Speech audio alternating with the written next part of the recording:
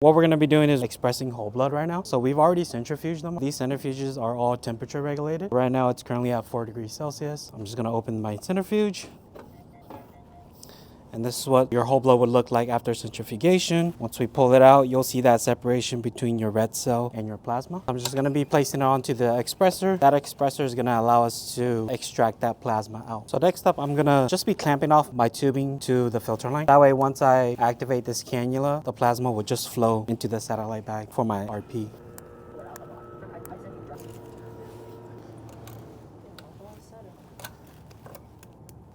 Okay, so I'm going to start with my first one. Just going to activate this cannula. That's going to allow the plasma to flow through. In a sense, we're just cracking the cannula. It's very similar to cracking a glow stick. There you go.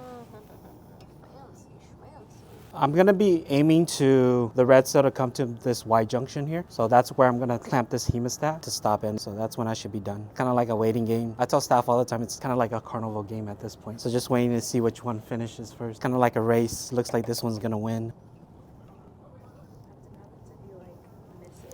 Those would be considered an RBC spillover. We can actually spin it again up to 3 times if that does happen. You've been doing this a minute. Yeah, for a while. So I've been doing it for about 7 years now. So it's become second nature now. Yep, then I can just release this one. That's how we extract our plasma from our whole blood. Just gonna drop the expressor. So next what I'm gonna do is I'm just gonna seal off my plasma bag. Just gonna detach, and that's what my plasma will look like. My plasma's been extracted. So I'm just going to trim off this excess tubing. To introduce the additive into the RBC, this is what extends its shelf life to 42 days. Initially what I'm doing, there's another cannula here that I'm going to crack. What I'm allowing it to do is prime the filter prior to me releasing the additive into the RBC. That's going to help it filter later on.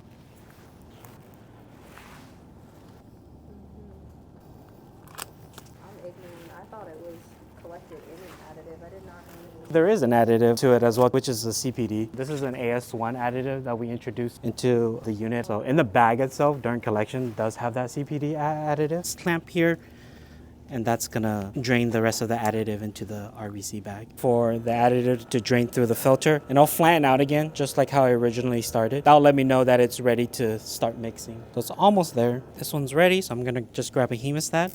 And I'm going to hemostat in between the filter and the red cell. That way when I mix it, none of the red cells will flow out until I'm ready to release it. Our mixing technique is we're kind of just doing this figure 8 method to kind of get these dark spots out.